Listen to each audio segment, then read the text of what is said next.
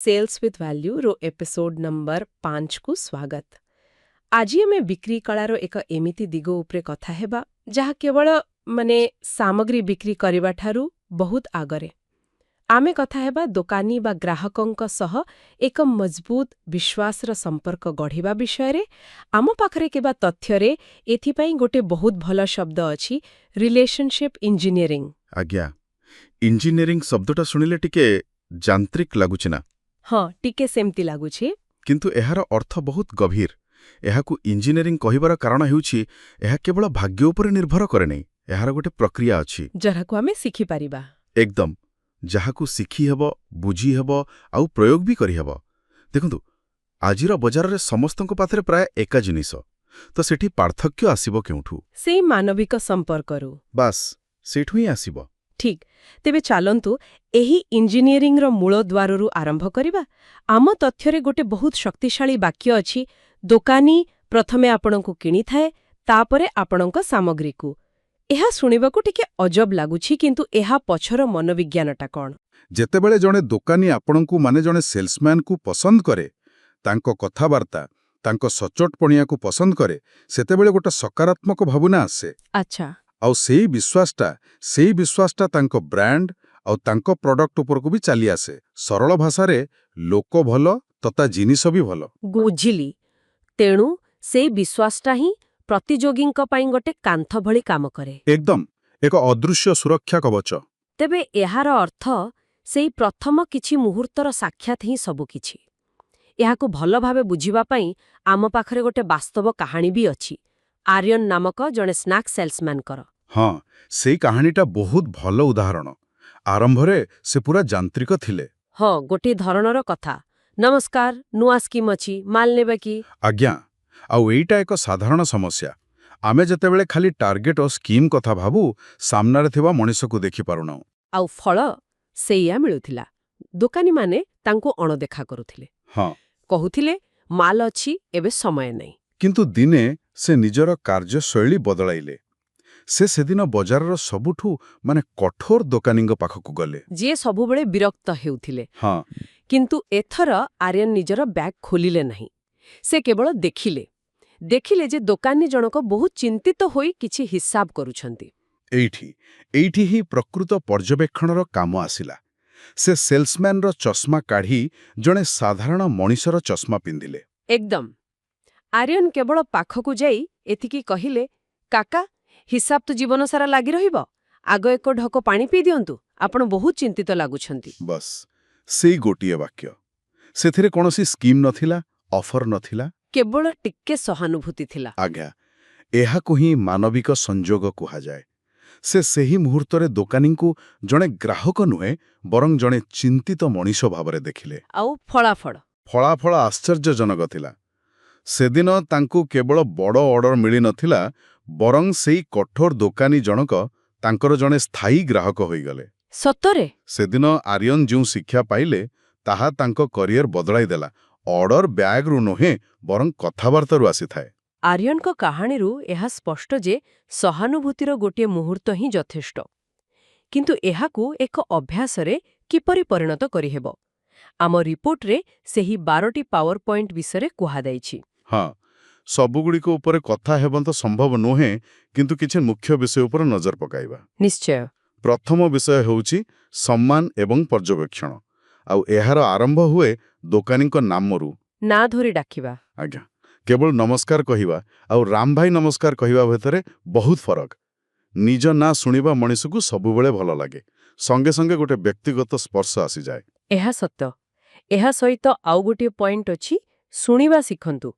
आमे सबुबेले कोन कहिबो सेइटा भाबिकी जाऊ, किंतु कोन सुनिबु सेति प्रति ध्यान देउना। हाँ, रिपोर्टरे कुहा जाइछि, निज कथा आरंभ करिबा पूर्वरु दोकानींकर 2टी कथा मन देई सुनंतु। एथिरु लागे जे आपण तांको मतकु गुरुत्व देउछंती।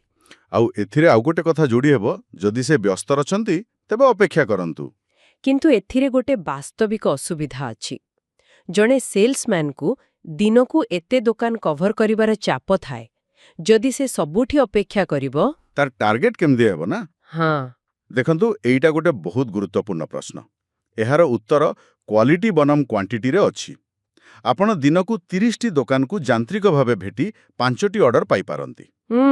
ଅନ୍ୟପକ୍ଷରେ 20ଟି ଦୋକାନକୁ ଭଲ ଭାବେ ସମୟ ଦେଇ ସମ୍ପର୍କ ଗଢ଼ି 15ଟି ଅର୍ଡର ପାଇପାରନ୍ତି। ସେହି 5 ମିନିଟର ଅପେକ୍ଷା ଆପଣଙ୍କୁ ଜଣେ ବିରକ୍ତିକର ସେଲ୍ସମ୍ୟାନରୁ ଜଣେ ଧୈର୍ଯ୍ୟବାନ ସହଯୋଗୀରେ ବଦଳାଇ ଦିଏ। ବୁଝିଲି। ଏହା ପରବର୍ତ୍ତୀ ବିଷୟକୁ ଆଣୁଛି ଆତ୍ମୀୟତା ସ୍ଥାପନ। ଏଥିରେ 4 ସମ୍ମାନ ବୋଲି ଗୋଟେ ପଏଣ୍ଟ ଅଛି ଯାହା ମୋତେ ବହୁତ ମଜା ଲାଗିଲା। ଆଜ୍ଞା। ସେଟା ଦେଖିବାକୁ ଛୋଟ ହୋଇ କିନ୍ତୁ ତା ପଛରେ ବିଜ୍ଞାନ ଅଛି। ଯେତେବେଳେ ଜଣେ ଦୋକାନୀ ଆପଣଙ୍କୁ ଚା ପାଇଁ ପଚାରନ୍ତି, ଏହା କେବଳ ଏକ ପାନୀୟ ନୁହେଁ। ଏହା ଏକ ସମ୍ମାନର ସଂକେତ। ଏକଦମ। ତାକୁ ଗ୍ରହଣ କରିବା ମାନେ ଆପଣ ସେ ସମ୍ମାନକୁ ସ୍ୱୀକାର କରୁଛନ୍ତି। ସେଇ ଛୋଟ କଥାବାର୍ତ୍ତା ଭିତରେ ହିଁ ବନ୍ଧୁତା ଆରମ୍ଭ ହୁଏ। ଏହା ସହିତ ପ୍ରକୃତ ପ୍ରଶଂସା ବିଷୟରେ ମଧ୍ୟ ଲେଖା ଅଛି। କିନ୍ତୁ ଚାଟୁକାରିତା ଏବଂ ପ୍ରକୃତ ପ୍ରଶଂସା ଭିତରେ ଫରକ କେମିତି ଜଣାପଡ଼ିବ? ବହୁତ ଭଲ ପ୍ରଶ୍ନ। ଚାଟୁକାରିତା ହେଲା ଆପଣଙ୍କ ଦୋକାନ ବହୁତ ବଢ଼ିଆ। ଯାହା ସାଧାରଣ। ହଁ, କିନ୍ତୁ ପ୍ରକୃତ ପ୍ରଶଂସା ନିର୍ଦ୍ଦିଷ୍ଟ ହୋଇଥାଏ। ଯେମିତିକି ଆପଣ ଯେଉଁଭଳି ଭାବରେ ସବୁ ବିସ୍କିଟ୍କୁ ରଙ୍ଗ ଅନୁସାରେ ସଜାଇଛନ୍ତି, ତାହା ଦେଖିବାକୁ ବହୁତ ସୁନ୍ଦର ଲାଗୁଛି। ଆଚ୍ଛା, ଏଥିରୁ ଜଣାପଡ଼େ ଯେ ଆପଣ ପ୍ରକୃତିରେ ଧ୍ୟାନ ଦେଇଛନ୍ତି। ଠିକ୍। ଏବେ ଆସନ୍ତୁ ତୃତୀୟ ବିଚାରକୁ ଯିବା। କେବଳ ବିକ୍ରେତା ନୁହଁ, ଜଣେ ସହଯୋଗୀ ହୁଅନ୍ତୁ। ଏହାର ଅର୍ଥ କ'ଣ? ଏହାର ଅର୍ଥ ହେଲା ଆପଣ ତାଙ୍କ ସଫଳତାରେ ଭାଗିଦାର ହୁଅନ୍ତୁ। ଆପଣ ଦିନେସାରା ବଜାରରେ ବୁଲୁଛନ୍ତି, ଆପଣଙ୍କ ପାଖରେ ବଜାରର ଖବର ଅଛି, ନୂଆ ଟ୍ରେଣ୍ଡ କ'ଣ ଚାଲିଛି। ସେଇ ଛୋଟ ଛୋଟ ସୂଚନା ତାଙ୍କୁ ଦିଅନ୍ତୁ। ଆଜ୍ଞା, ଏହାକୁ ସୂଚନାର ଉପହାର କୁହାଯାଇପାରେ। ଏଥିରୁ ତାଙ୍କୁ ଲାଗିବ ଯେ ଆପଣ କେବଳ ନିଜ ସାମଗ୍ରୀ ବିକିବାକୁ ଆସିନାହାନ୍ତି। ଆଉ ଯଦି ତାଙ୍କ ପାଖରେ ସତରେ ଷ୍ଟକ୍ ଅଛି, ତେବେ ଜବରଦସ୍ତି ନ କରିବା। କିନ୍ତୁ ଏହା ସେଲ୍ସର ନିୟମର ବିପରୀତ ନୁହେଁ କି? ସେ ପୁରୁଣା ଧାରଣାରେ ବଦଳିଗଲାଣି। ଆଜିର ଯୁଗ ହେଉଛି ଚାପମୁକ୍ତ ବିକ୍ରୟର। ଯଦି ସେ ମନା କରୁଛନ୍ତି, ତାଙ୍କ ନିଷ୍ପତ୍ତିକୁ ସମ୍ମାନ ଦିଅନ୍ତୁ। ଆଚ୍ଛା। ଆପଣ କହିପାରନ୍ତି, କିଛି ଅସୁବିଧା ନାହିଁ ଭାଇ, ମୁଁ ଆସନ୍ତା ସପ୍ତାହରେ ପୁଣି ଆସିବି। ଏହାଦ୍ୱାରା ଆପଣ ତାଙ୍କ ମନରେ ଏକ ସକାରାତ୍ମକ ଛାପ ଛାଡ଼ିଯାଆନ୍ତି। ସେ ଭାବନ୍ତି, ଏ ଲୋକଟା କେବଳ ନିଜ ଫାଇଦା ଦେଖୁନି। ଆଉ ଏହି ବିଶ୍ୱାସୀ ପରେ କାମରେ ଆସେ। ନିଶ୍ଚିତ ଭାବେ। ଏବଂ ଶେଷରେ ଆସୁଛି ନିରନ୍ତରତା ଏବଂ ବିଶ୍ୱାସ। ଛୋଟ ଛୋଟ ପ୍ରତିଶ୍ରୁତି ପୂରଣ କରିବା। ଏହା କେତେ ଗୁରୁତ୍ୱପୂର୍ଣ୍ଣ? ଏହା ହିଁ ସମ୍ପର୍କର ମୂଳଦୁଆ। ଯଦି ଆପଣ କହିଛନ୍ତି, ମୁଁ ଆପଣଙ୍କୁ କାଲି ସକାଳେ ନୂଆ ସ୍କିମ୍ ବିଷୟରେ ହ୍ୱାଟ୍ସଆପ୍ କରିଦେବି, ତେବେ ତାହା ନିଶ୍ଚୟ କରନ୍ତୁ। ଏହି ଛୋଟ ଛୋଟ କାର୍ଯ୍ୟ ଆପଣଙ୍କ ବିଶ୍ୱସନୀୟତା ବଢ଼ାଏ। ଏହା ଗୋଟେ ଟ୍ରଷ୍ଟ ବ୍ୟାଙ୍କ ଭଳି। ଆପଣ ବିଶ୍ୱାସ ଜମା କରନ୍ତି। ଆଉ ସବୁଠୁ ଗୁରୁତ୍ୱପୂର୍ଣ୍ଣ କଥା ହେଲା ହସି ହସି ବିଦାୟ ନେବା। ଅର୍ଡର ମିଳୁ ବା ନ ମିଳୁ। ସମ୍ପୂର୍ଣ୍ଣ ଭାବରେ। ଏହିସବୁ ପଏଣ୍ଟକୁ ଦେଖିଲେ ଜଣାପଡ଼ୁଛି, ଏଗୁଡ଼ିକ କୌଣସି ବଡ଼ କଥା ନୁହେଁ। ହଁ, ଏଗୁଡ଼ିକ ଛୋଟ ଛୋଟ ମାନବିକ ଆଚରଣ, ଯାହା ଆମେ ବ୍ୟବସାୟର ଚାପରେ ଭୁଲିଯାଉ। ତେବେ ଏହି ପୂରା ଆଲୋଚନାକୁ ସଂକ୍ଷେପରେ ବୁଝାଇବା ପାଇଁ ଆମ ନୋଟ୍ସରେ କିଛି ଶକ୍ତିଶାଳୀ ଲାଇନ୍ ଅଛି। ପ୍ରଥମଟି ହେଲା, ଅର୍ଡର ଏକ କାଗଜ, କିନ୍ତୁ ସମ୍ପର୍କ ଏକ ପରମ୍ପରା। ବାଃ, ଏହି ପରମ୍ପରା ଶବ୍ଦଟି କେତେ ଶକ୍ତିଶାଳୀ। କାଗଜ ଫାଟିଯାଇପାରେ, ହଜିଯାଇପାରେ, କିନ୍ତୁ ପରମ୍ପରା ଚାଲେ। ହଁ, ପରମ୍ପରା ପିଢ଼ି ପରେ ପିଢ଼ି ଚାଲେ। ଏହାର ଅର୍ଥ, ଯଦି ଆପଣଙ୍କର ସମ୍ପର୍କ ଭଲ, ତେବେ ଆପଣ କମ୍ପାନୀ ବଦଳେଇଲେ ବି ସେ ଦୋକାନୀ ଆପଣଙ୍କ ସହ ରହିବ। ସେ କମ୍ପାନୀକୁ ନୁହେଁ, ଆପଣଙ୍କୁ କିଣିଥିଲା। ଆଉ ଗୋଟି ଲାଇନ୍ ଅଛି, ଦୋକାନୀ ମାଲ ନୁହେଁ, ଏକ ଭରସାଯୋଗ୍ୟ ଚେହେରା ଖୋଜୁଛି। ଏକଦମ ସତ୍ୟ। ସାମଗ୍ରୀ ତ ସବୁଠି ମିଳିବ, କିନ୍ତୁ ଭରସା କେବଳ ଜଣେ ମଣିଷ ହିଁ ଦେଇପାରେ। ଯେତେବେଳେ କିଛି ସମସ୍ୟା ହେବ, ସେ କୌଣସି ୱେବସାଇଟ୍କୁ ଫୋନ୍ କରିବନି, ସେ ଆପଣଙ୍କୁ ହିଁ ଫୋନ୍ କରିବେ। ସେହି ଭରସାଯୋଗ୍ୟ ଚେହେରା ହିଁ ଆପଣଙ୍କର ସବୁଠୁ ବଡ଼ ସମ୍ପତ୍ତି। ଆଉ ମୋର ସବୁଠୁ ପ୍ରିୟ ଲାଇନ୍ ହେଉଛି ଶେଷଟି, ଯିଏ ସମ୍ପର୍କରେ ଧନୀ, ସେହି ବଜାରର ପ୍ରକୃତ ଧନୀ। ବାସ୍, ଏହା ପୂରା ଆଲୋଚନାର ସାରାଂଶ।